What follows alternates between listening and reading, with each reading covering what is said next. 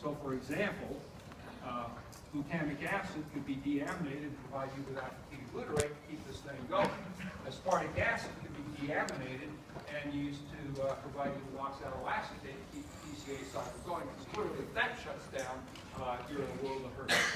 So the third thing about tissue requirement is there may be a specific tissue requirement to backfill the TCA cycle or TCA cycle intermediates. And as we progress on this, we're going to look at the way that one of the ways that might happen. What do you do when that gets very low? And there's a special enzyme that will deal with that. Is required, glucose is required for the red blood cell, because the red blood cell is an anaerobic cell. It has no mitochondria, so it's going to take glucose, make pyruvate, regenerate NAD with lactate dehydrogenase. It's going to send the lactate out into the blood. The liver is going to pick up the lactate, and by mechanisms we're going to see now, we're going to use that lactate to make glucose and or glycogen in the liver, and that's really called the Cori cycle. That whole pathway is known as the Cori cycle. It's required for lactation. Whoops.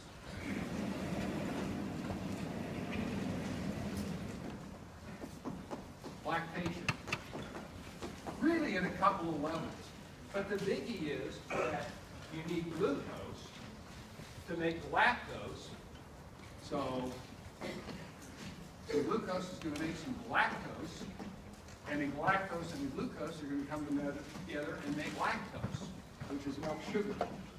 And that determines milk volume. I mean, without lactose, you're in trouble. You can't make lactose, you're not going to have any milk volume. Great course in animal science about the physiology of lactation. We'll take it. So that's what's required there. Required for milk sugar production. It is required for anaerobic muscle metabolism. That was a problem we saw in glycogen storage diseases. So I can get rid of that part. It is required for anaerobic muscle. That you only hope you got. Get a couple of ATPs. When your muscle goes anaerobic, you've got to use glucose. And of course, when you go anaerobic, you're going to make lactate. Part of the problem with heart attack is that muscle, that heart muscle isn't getting oxygen. It becomes anaerobic, starts making lactate, and it has a significant heart pain. That's why oftentimes you see them administering bicarb directly into the heart attack when you give them infusion. Probably last but not least upon the list is glucose. Is pretty much required through another pathway we're going to do as soon as we get done with gluconeogenesis, the pentose phosphate pathway, to make ribose. And ribose, ribose 5-phosphate and deoxyribose 5-phosphate for DNA and RNA. So there are some specific metabolic requirements for glucose.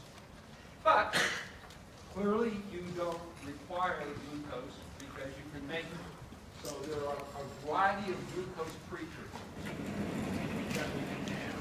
And so for glucose precursors,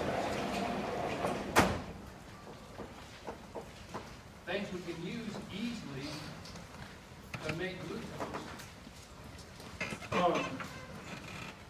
Number one is going to be lactate. Lactate is a piece of cake, and it's a nice one.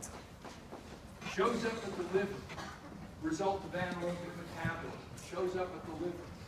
Lactate dehydrogenase is going to give you pyruvate. Plus, it gave you an NADH. So you got some immediate energy there. So lactate to pyruvate, reversible reaction. The pyruvate, ultimately, by pathways we're going to show you, can be used to make glucose. So pyruvate is a great source. So lactate is a precursor. Second big one would be glycerol.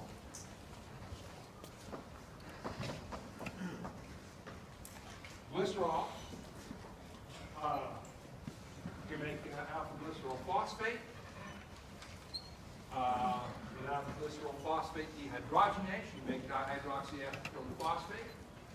Dihydroxyacetylene phosphate goes to glyceraldehyde 3-phosphate. Take a dihydroxyacetylene phosphate and glyceraldehyde 3-phosphate. You got fructose 1,6-bisphosphate, ACK. So it's a nice precursor.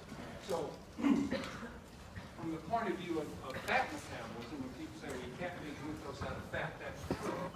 But if you're talking about a triglyceride or a phospholipid, glycerol is going to be a product of breaking down that triglyceride. And that glycerol, there's not a ton of it, because the fat is there's so, molecular weight-wise, carbon number weight. So you're looking at 3 carbons here that you're going to use to make glucose, and you probably have a bare minimum of 50 carbons stashed on that glycerol as a triglyceride. So there's not going to be that much glycerol come off. But nonetheless, it's a good precursor for